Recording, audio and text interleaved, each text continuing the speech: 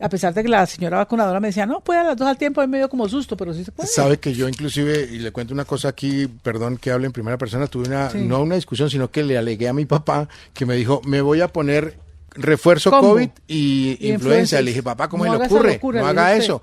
Me dijo, no, me lo están colocando, ya voy a ir a hacer eso. Bueno, vaya y póngaselo, Sí pero mire, sí se puede, la alcaldesa lo confirma. 2 al tiempo mejor, la influenza y la del COVID-19. Pues tenemos en línea para hablar de todos estos temas que están pasando por la capital y en todo el país también, porque esto no es un solo tema de Bogotá, el tema del pico respiratorio, al secretario de Salud del Distrito, Alejandro Gómez. Bienvenido, secretario, gracias por estar con nosotros en RCN Radio. Buen día. Muy buenos días para todos ustedes y hágale caso a su papá, hermano. Me dio la indicación cómo era. Sí, no, pero él me la ganó, ¿sabe? Yo tengo que confesar ahí que pequé y le alegué y le dije, no, ¿cómo se le ocurre? No, estaba en lo cierto. Y ese es el llamado que estamos haciendo aquí desde RCN Radio, que por favor aprovechen esta jornada del fin de semana, 80 puestos este fin de semana en Bogotá para tener la vacuna de COVID y la vacuna de influenza, secretario. 200 puestos, perdóname la amable corrección. Qué bueno, mejor aún. Los puestos que tenemos, estamos inundando nuevamente a Bogotá con puestos para que tengamos la mayor facilidad para todas las personas. Desde hoy mismo, viernes, arrancamos con estos 200 puestos. Hoy viernes algunas personas tendrán dificultades por sus trabajos, sus procesos educativos, etcétera, pero durante todo el sábado y todo el domingo, y esperamos, si tenemos la respuesta que quisiéramos tener, prolongarlo durante los primeros días de diciembre, y es que ustedes están destacando el momento especialísimo que tenemos. Tenemos una doble condición al estar registrando en este momento un incremento de los casos por COVID-19, pero sobre todo una gran cantidad de casos de infección respiratoria aguda que se producen por una gama diferente de virus. El más importante de ellos, el influenza, casualmente, y lo podemos prevenir también con las vacunas, de modo que la invitación es a todos a ponernos al día. Secretario, ¿qué vacunas contra la COVID hay actualmente disponibles para quienes quieran acceder a sus refuerzos? Tenemos en este momento Janssen, tenemos en este momento buena distribución y cantidad de Moderna. Tendría que revisar las existencias ahora, a primera hora, pero tenemos buena cantidad de vacunas. Todas las vacunas que estamos aplicando son vacunas supremamente efectivas. Recuerden que la vacuna no evita la aparición de la enfermedad. En el COVID tuvimos que vivir con ese tipo de vacuna. No evita la aparición de la enfermedad, pero sí evita los casos graves. En este momento que tenemos un incremento en el número de casos positivos, tenemos que registrar que no hemos tenido un incremento, digamos, coherente en personas hospitalizadas, en personas graves o en personas que pierden la vida. Y esto lo hemos logrado por esa doble inmunidad que hemos recibido a partir de los últimos 2 años, fundamentalmente por la vacuna y también por la infección natural, que también da algo de inmunidad, por supuesto. Bueno, secretario, usted en la rueda de prensa ayer hacía la claridad que el tapabocas no es obligatorio, eso ya es a disposición de cada quien que se lo quiera poner, si se siente como afectado o quiera cuidar a los demás, pero le pregunto, esta pico que se está dando de todas estas enfermedades respiratorias, ¿a qué se debe? Sí, está lloviendo muchísimo, pero la gente también se ha desmandado, se ha descuidado, ya eso, como hablemos del Mundial y de COVID, ya nadie habla. Hay 2 cosas, Yanelda querida, y es que epidemiológicamente todos los años tenemos un segundo pico respiratorio por estas épocas. O sea, esto no es del 2022, la infección respiratoria aguda que le comentaba hace unos minutos que es producida por diferentes tipos de virus, el sincitial respiratorio, el rinovirus, el adenovirus y el virus de la influenza, sobre todo, que es el que podemos vacunar, nos llega 2 veces al año.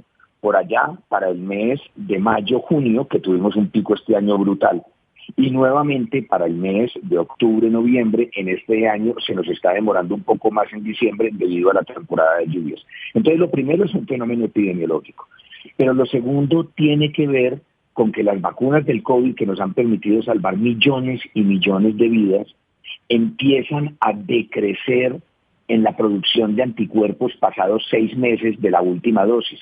Esa es la explicación de por qué estamos invitando a que las personas se pongan el segundo refuerzo después de haber recibido el primero 4 meses antes.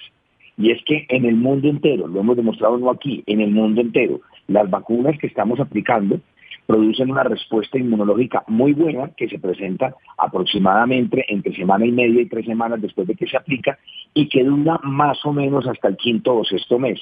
Por eso es que en este momento llevamos 4 dosis de vacunas y eso es lo que se tiene que preguntar cada una de las personas adultas que nos está escuchando esta mañana. ¿Cómo voy en mi esquema de vacunación? Yo creo que Bogotá ya todo se puso, primera y segunda dosis, o sea que con el esquema inicial vamos muy bien.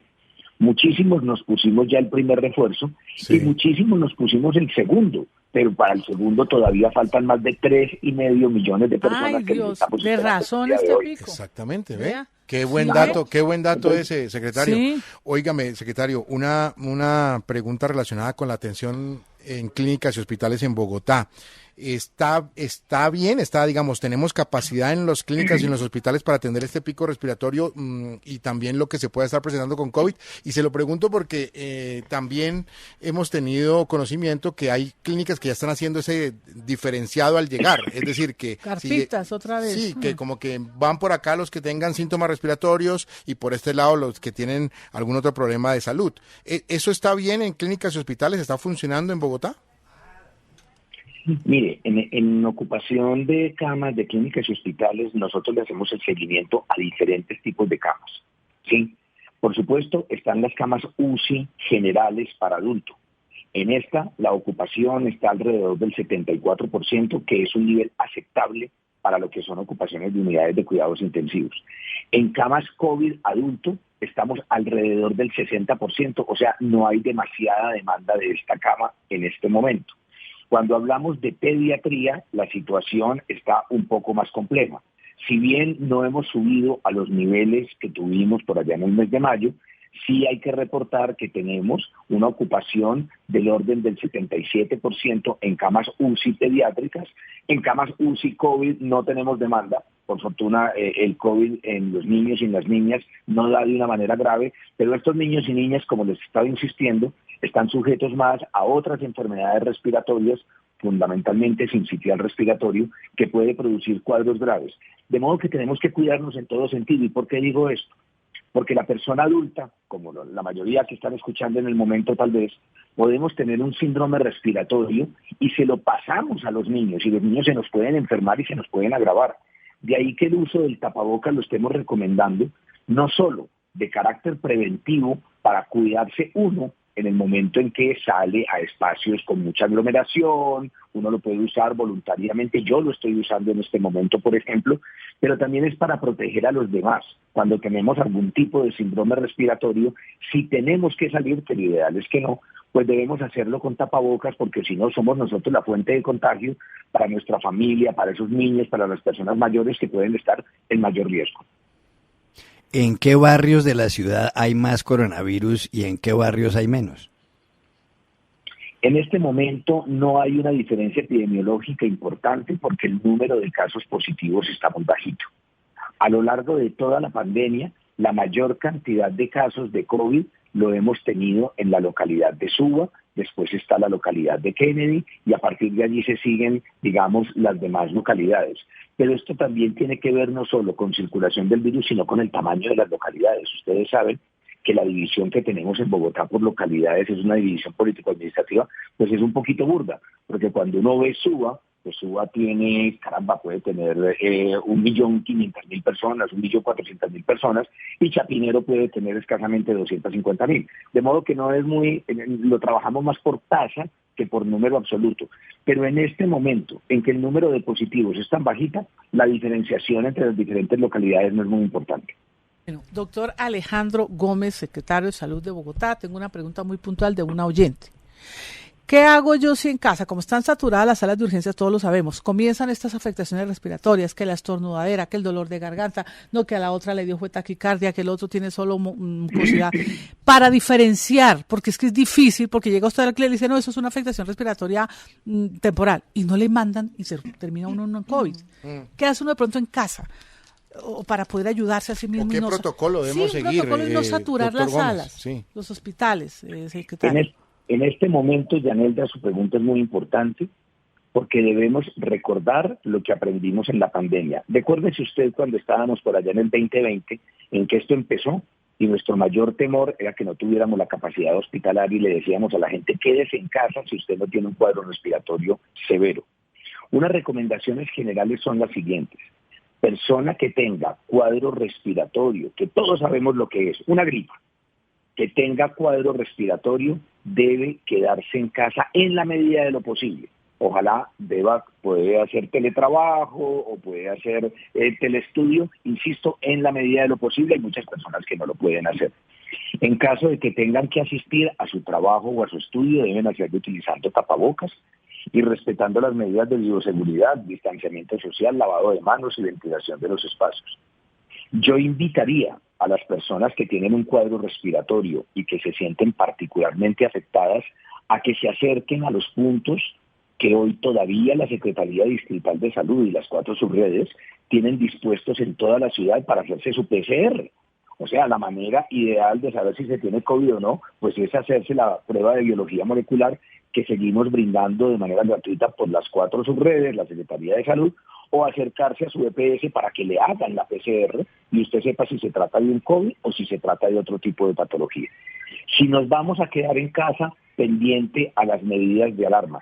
Por supuesto, con niñas y niñas, con personas mayores de 70 años y con comorbilidades, pues ser muchísimo más agresivo en ir a los hospitales cuando se presente algún cuadro de dificultad respiratoria, cianosis, vómito que acompañe la tos.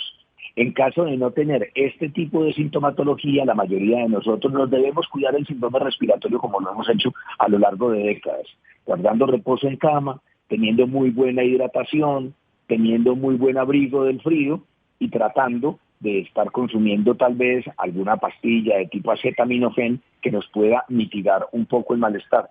Estas son algunas recomendaciones generales. Si usted tiene duda, si su niña o niño se le empiezan a poner morados los labios, si empieza usted a sentir que ese niño o niña tiene dificultad para respirar, que nosotros los médicos lo denominamos tiraje external, o sea, cuando los bebés al respirar se le hunden las costillitas, esos son, por supuesto, signos de alarma y se debe acudir a un servicio de urgencias. Bueno, más claro no cantó un gallo. Importante porque además, óigame, doctor Gómez, creo clarísimo. que quedó claro en esta última respuesta suya todo el conocimiento médico. ¿Es que usted es médico? Claro.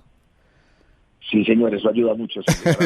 No, y nos ayuda Y da también para los confianza. oyentes. Exacto, No, y da confianza de que usted es autoridad en esto y nos ayuda mucho en casa para estos protocolos, como yo le dice Jesús. Es el secretario de Salud del Distrito, Alejandro Gómez. Gracias por estos minutos con la audiencia de RCN Radio. Buen día para usted, secretario. Un gran abrazo para todos ustedes y, como siempre, agradecimiento por ayudarnos a difundir estos mensajes de salud pública. ¡Feliz día! Feliz día, señor. De la mañana, 50 minutos. RCN Radio, donde nacen las noticias.